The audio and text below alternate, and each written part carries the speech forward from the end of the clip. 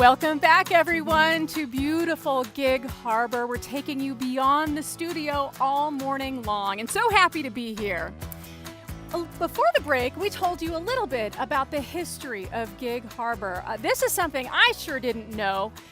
Gig Harbor got its name in a very interesting way. Back in 1841, when the Charles Wilkes expedition sailed into the area during a very bad storm, they sailed into this natural inlet behind us and found safe harbor for their gig, which is a small boat.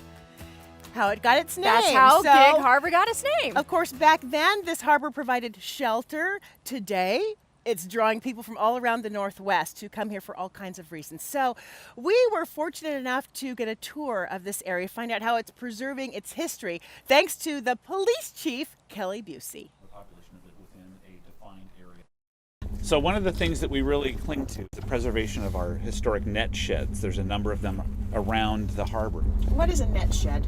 A net shed is where the commercial boats would stop and offload their nets and work on them, just a workspace. There are still a lot of commercial fishermen called Gig Harbor home, right? Mm-hmm. A lot, yeah. And we're in the process of trying to make more space for them. So when you talk about growth, is business something that you're trying to attract to Gig Harbor? Somewhat, yeah. Yeah, of course, we need to keep growing and be economically viable. When I travel elsewhere in the state and they ask where I'm from, I'll say I'm from Gig Harbor, and they instantly say, oh, the Tides Tavern. So They have everything on the menu. That's our landmark, yeah. Mac and cheese, burgers, all the comfort chili. foods, yeah, that's right. So how many boats do you have? There are about 1,500 boats, both commercial and recreational, in the harbor. So. Are there still properties where you can build new construction in Gig Harbor? It's tricky, especially with the Shoreline Management Act. There's a lot more rules, a lot more environmental considerations, so it's harder to develop right on the water for sure. Just more protections for the environment, setbacks from the water. You can't build right up to the water line anymore. Here's the iconic lighthouse too, and if the mountain were out today, you would see that in the background. It's a neat place to get to by kayak. This side is in the urban growth area and someday may be annexed into the city.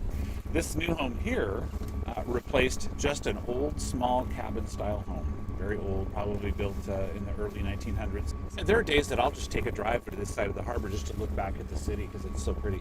So it's kind of neat. We can watch eagles pull salmon right out of the harbor. We can watch the herons fly by. The cormorants will be drying their wings. Let's go. We should go over to the commercial area though. Oh, that's right. The commercial boats. Some will go to Southeast Alaska. Some will just go to the San Juans.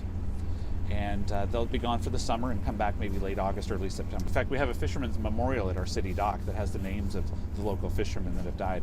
So this is the new Ansich Waterfront Park. Again, it's going to be paddle sports, junior sailing center, public storage of kayaks and things like that, as well as a park space. And then on the right side of this, it's intended to be commercial moorage. What's like being police chief here? Oh, it's the best community, the best city in the state. I've got the best job in the state. Great community support here.